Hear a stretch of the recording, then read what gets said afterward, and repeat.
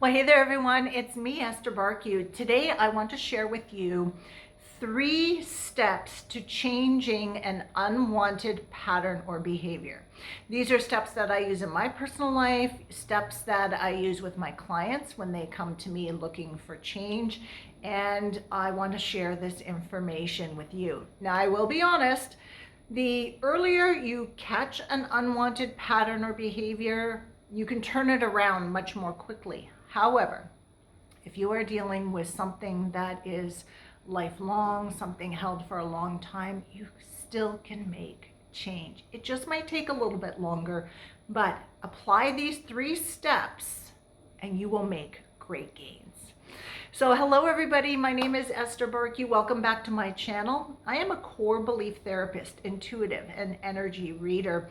I help people to create and live the life that they desire by taking them on a journey within to discover, explore, and change what is going on inside of them on the subconscious level that is holding them back, preventing them from living the life that they desire. It might be a belief, it might be a pattern or behavior, it could be unresolved memory or trauma, trapped emotions, outside energetic influence. It could be many different things, but the inner work must be done. And that's one of the points we're going to discuss today. So I am going to share with you the 3 steps. I'm going to start with a story because I believe when I'm giving the steps, the story I share with you will help to pull everything together in a meaningful way. So just recently, I caught myself in an unwanted pattern behavior. And I was walking around and I was saying, oof, oof, oof. So I would like pick up my shopping bags and I'd be like, oof. I'd go stand in the cold sea and I'd be like, oof. I'd be sitting in my chair in front of my computer for too long of a time, and I would get up and I'd hear, maybe feel a little twinge in my back, and I'd hear, oof. And then all of a sudden I thought, have I always been doing this and just unaware of it, or is this something new? So I turned within and called forth the part of me that was responsible, in charge of this oof. And this fun, energetic part came up and was like, hi Esther, love to talk to you about this. Isn't this great? It's so much fun. And I'm like, not so great, not so much fun, but tell me, tell me what is going on here. And what I found out was the oof was a new pattern. So I wasn't going crazy. It was something new. And it was a way of this part and my body to get my attention that there was some kind of pressure happening and I needed to be aware of it. And I'm like, okay, is this new, meaning that is this new pressure, or were you doing something before? And the part's like, no, it's not new pressure. We just felt that you were the word was like scattered. There was so many things going on in my life that I was missing at that point, some body cues. And so this part said, let's give Esther a body cue. Oof. And I'm like, okay, that makes sense. But where did you get this oof from? Because like nobody in my family does it oof. All right, it's not something I was drawn to. And then quickly this part reminded me of a friend I have in Croatia, and she is this cute Croatian girl, petite, and she oofs all the time, not with body stuff, but just like as a commentary to life. So if somebody said to her, there's no tourists in town, and she'd go oof, right? Or the price of gas is really high, oof. Right? It was her, like, I say mamma mia, that's kind of my thing, but she was this oof, and every time she would do it, I would laugh, I would smile. It's delightful coming from her. It's really cute, but for me it's not so cute. And the part's like, well, you love when she does it. And I go, yes, I love when she does it, but I don't want to be doing this. It's on me, it's not cute. I'm, developing, to a greater degree. My feminine energies to be oofing around is not what I want to be doing. And frankly, I don't want to be in public picking up my shopping bags and going oof, right? Everybody's going to think, what the heck is going on with this girl? So this part of me was like, oh, okay, I thought I was doing something really great. And I said, thank you for wanting to bring my attention to me, that my body is under extra pressure because I'm a bit scattered right now and I'm not paying attention. However, let's choose something else other than oomph. And the bigger scheme here, the bigger plan here is to eliminate the need for that whatsoever, like completely. So the part was like, okay, we know, and it started saying we because it was talking for the body at the same time because it's very connected with the body. It says, we know that you're really good with catching your body signals. We know that you were really busy at that time and you were missing some of them. We know that that piece of your life is done and resolved. So we're going to trust you that you're going to start catching the body signals again. I said, okay, great, thank you. And I said, and if I don't, then instead of oofing, okay, why don't you do an ooh la la, and I'll be like, ooh la la, that must mean I'm missing a body signal. I prefer ooh la la better than oof. The part said, I can do that. Now I said to the part, in the meantime, I know you're on this automatic patterning of oofing all the time. So let's make a conscious effort as we slow down to elimination to change that oof to ooh la la now. And the part's like, I can do this. And I'm like, great. So I had to do the inner work. I had to find out what was going on, what was the purpose, what was the motivation, how was this trying to help me. I had to update this part to, I don't like it. I understand what you're doing and I want you to get my attention when, life is so crazy and busy and I'm missing the clues, but please no more oofing, even though it's cute when my friend does it. You see, there was a lot of discussion to have to create harmony, to get me and the subconscious on the same page. And now I know that this part and my body, they trust me to get the body signals, but if in this crazy life that we lead, I miss it, we're gonna ooh la la in the future rather than oof. Okay, so I did the inner work. Now, I also had a conscious responsibility in this to be very present and aware and noticing my body cues so that we didn't have to go to alternative means.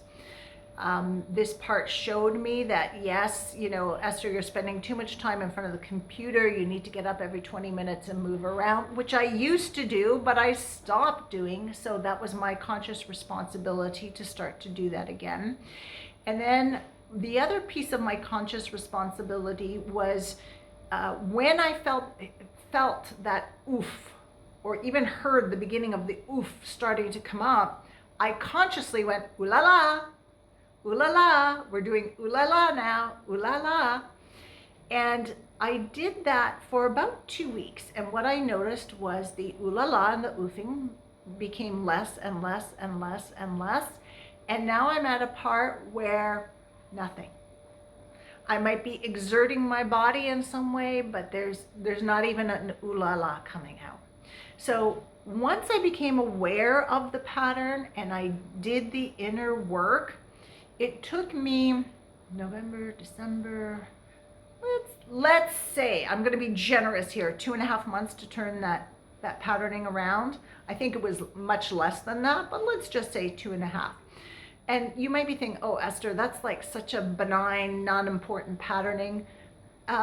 You're right. And I'm using that as an example so that we don't trigger anybody watching this video. But also because sometimes we do little patternings and people say, oh, that doesn't matter. But that could have snowballed into something else. I don't know what. So it was important enough for me to change it, and also became inspiration for this video. So here are the steps to changing your unwanted pattern or behavior, whether it's brand new or you've been holding it for a long time. And the first one is to do the inner work.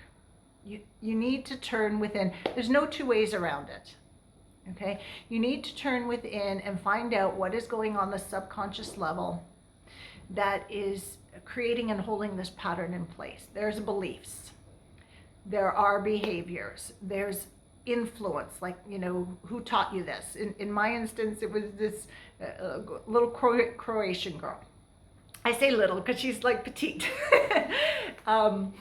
You know, but it could be your mother, your father. It could have been your religion. It could have been a teacher. It could have been a friend. It could have been a social media influencer. It could have been anybody. Like, where did you learn this from? And what's the perceived benefit? And is this part of you that's in charge of it? Is it aware of the consequences? Is it aware that you don't like it? And you may have to come up with negotiations of, let's do something else, right? So if this part says, yes, every time you get stressed, I send you to have a cigarette or a drink or a cupcake or whatever, go shopping or whatever it might be, because it learned that from mom, dad, minister, sister, brother, spouse, friend, kid down the street, and it's been doing this for a long time, you've got to deal with the core, which is the stress. Okay, so the patterning is like a symptom. You've got to deal with the core of the stress. But in the meantime, come up with something else, something that is supportive as a stress relief. So for me, it's grounding outside, it's being in the sunshine, it's a physical activity, it's walking in nature, it's, if I'm at home, it's taking a shower. I like to do stretching, is really good for stress relief. You know, whatever it might be, and really take that new patterning. So there's inner work to be done, and I can help you with that. That's my expertise, okay? And there's no two ways around it. Some people want to change a pattern and they just say, I'm going to do this instead, and they bulldoze and change that pattern. That is using force, okay? And some people are really good. It works for them. A lot of people will say, I'm going to change this pattern. They come up with something new. It works for a while, and then they get pulled right back into their old pattern because they have not created change within. They have not created a support system within. That status quo of default is still there. So if that's you and you're like, oh, I always take action and it works for a while and then I get sucked back into the pattern, it's probably because you haven't done the inner work, or you haven't gone deep enough with the inner work. Okay? Sometimes there's layers, you've got to go through it. So number one, do the inner work. Number two is there's a conscious responsibility, okay, to take some kind of action and to do it consciously, a conscious choice, right? So part of my conscious responsibility was, yeah, I need, no matter how busy life gets, to make sure I'm paying attention to my body cues when I'm sitting in front of the computer, to get up every 20 minutes and kind of move around to release whatever pressure is going on, my butt, my back, my shoulders, my head, whatever it might be. And then the other part of my conscious responsibility was every time I heard that oof coming up, to like, oh no, ooh la la, ooh la la, ooh la la, right? And I had to follow through on the conscious responsibility, okay? And you will as well if you're going to change the pattern behavior. The third step is to be persistent. To be persistent, to keep doing the inner work and the conscious responsibility of action until that pattern shifts. And then that action that you're taking is going to be your new action, all right? And a lot of people do fall short in the persistence. It's, if it doesn't happen in 2 days, it's like, why bother? Or it's never going to happen, or if this doesn't work. And if that's you, that tells me you've got a part inside that wants everything quickly, is doesn't believe in persistence, right? Instant gratification, believes that nothing is going to work. Or it might be a saboteur inside who's like still uncertain of why are we changing this, and will use any means possible to pull you back. Okay, so if you're in that stage of I need to be persistent and keep doing this and keep doing this until the pattern switches, and you notice objections and yeah buts coming up, or that you're getting pulled back into an old patterning, what that tells me as a core belief therapist, right, helping you with that subconscious work, is that there's still something lingering inside that is not on board with what you want, and it needs to be addressed. Okay, the persistence is important because you're creating a new patterning. You're creating a new patterning, and the best way I can explain this is, let's say you are walking from your house to school, and there's a field, and you can take the long way around the road, or you can cut across the field. And you decide, I'm cutting across the field. So the first time you cut across the field, you're like starting to lay down the grass. And you do it over and over, and now the grass is becoming flatter and flatter and flatter. And now, okay, the grass is moving, and you've got bare earth. And after that, you've walked that route over and over and over again, it becomes like a path. It's like a really nice, easy path to walk on. You're not trudging through the grass anymore, right? And you've got a nice shortcut to where you want to go.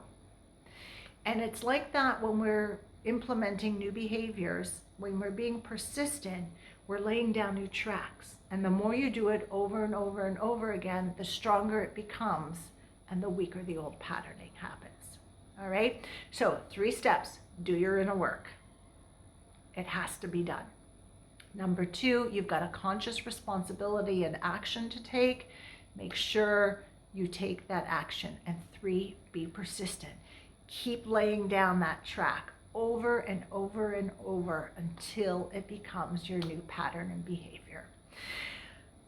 All right, so I hope this information is helpful for you. If you require any clarity on anything that I said, please ask your question below. I'll watch for that. And I'll also put a link below for session information with me if you need some help doing that inner work, conscious work, helping you to create what you want in your life. Just reach out and we can get that going for you. All right, everybody, have a great day. Ciao.